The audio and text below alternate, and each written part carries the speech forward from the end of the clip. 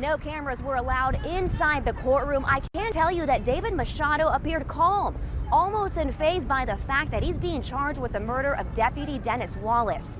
Meanwhile, in Houston, the community is showing its support by decorating the city in blue. Dennis was very well known and very well liked. Really great guy. Randy Madero says Deputy Dennis Wallace was the first person he met when he moved to Houston over a decade ago. To remember the fallen deputy, he, along with other residents, have been hanging up blue bows all over town. It's called respect.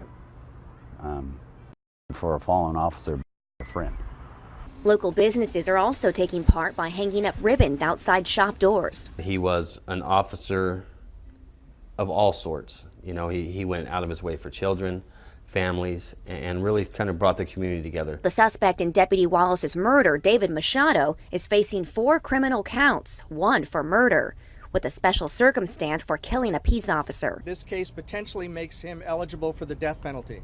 The district attorney will announce whether or not that will be sought at a later date. As the case continues, residents in Houston say they vowed to keep Deputy Wallace's memory alive. I miss him. Big loss. David Machado will be back in court later this month for his pretrial. In Modesto, Monica Jacquez, ABC 10 News. You know, I was playing all the normal high school sports and doing all the normal high school stuff, and my legs started hurting, and come to find out I had cancer.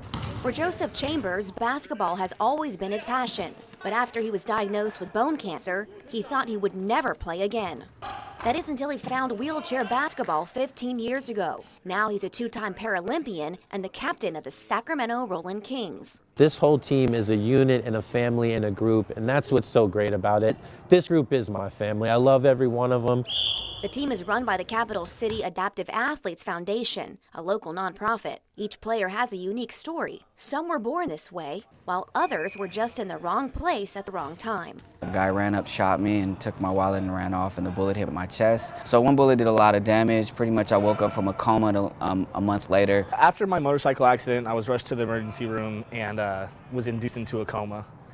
And when I woke up from the coma, I had no motor function in my right leg. But while their struggles have brought them together, it's their love of the game that's made them a team.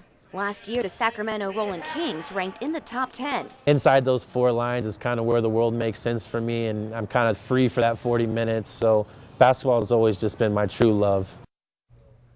Now, the Seattle Jam tournament takes place next weekend, and it's the team's first competition of the season. And believe me, they're ready. Turnaround Coffee House is here in downtown on 7th Street, but it's not your typical place to get a cup of joe.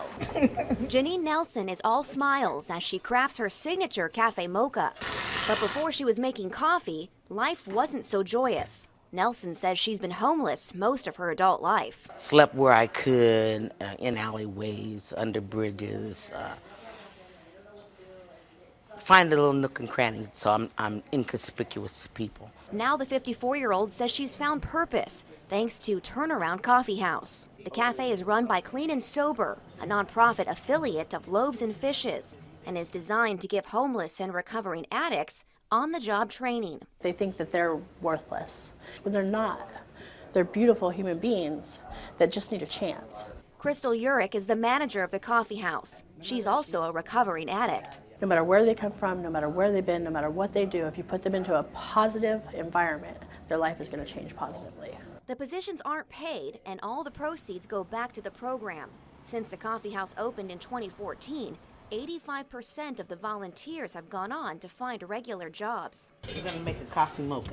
As for Janine Nelson, she says this opportunity has made her optimistic about the future. I still got life in me. I still can take and make a difference to somebody else's life. Turnaround Coffee House is looking for more volunteers, and anyone can do it. In Sacramento, Monica Jacquez, ABC 10 News. He's our miracle baby. After 2 miscarriages and the stillborn birth of their daughter, Kay and her husband Bobby say their son Matthew is a gift from above. He's definitely a happy baby for sure. Still, Kay's pregnancy wasn't without its complications. Doctors informed the couple that Matthew had a deadly amount of fluid in his chest. So for the first time at UC Davis Children's Hospital, doctors performed fetal surgery. It was terrifying to think that something could happen. and not being able to be there if I needed to. Kay was awake when doctors made a small incision in her abdomen. They used a small catheter to drain the fluid. I just prayed for everything to go right and for him to be okay. On September 28th, baby Matthew made his first appearance in the world. Now, after 2 months in the NICU, he's home and healthier than ever. As soon as we got in the car, like, we took a picture of each other and of the baby. Like, we're on our way home. This is really happening. We had the baby on board sign, and to walk in and place him in his crib, that was an amazing feeling. Now, Matthew is by all means a healthy baby, but because of the surgery, doctors will keep an eye on his development. We made brownies. We made a bunch of brownies. 14 boxes of brownies later and dozens of cookies. These Dixon High School students have been working hard to raise money for a fellow classmate in need. I came there doing that for me, and some of them don't even know me. A Dixon High School sophomore, Ivan Contreras, became paralyzed after a trampoline accident in his backyard over Labor Day weekend. All of a sudden, I couldn't feel anything. Like, it happened so quick.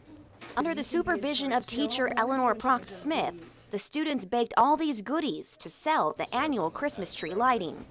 I'm just so proud of these students. They're really helping, and as I said before, they're making their little world of Dixon a better place, and I'm really proud to be a part of it. The goal is to help the Contreras family buy a van that can accommodate Ivan's motorized wheelchair. I wasn't just going to donate money. I wanted to do something big and fantastic for him. Touched, the 16-year-old is grateful for all the support. Thank you for all the help, and without you guys, it wouldn't be possible to get a van. In Dixon, Monica Jacquez, ABC 10 News.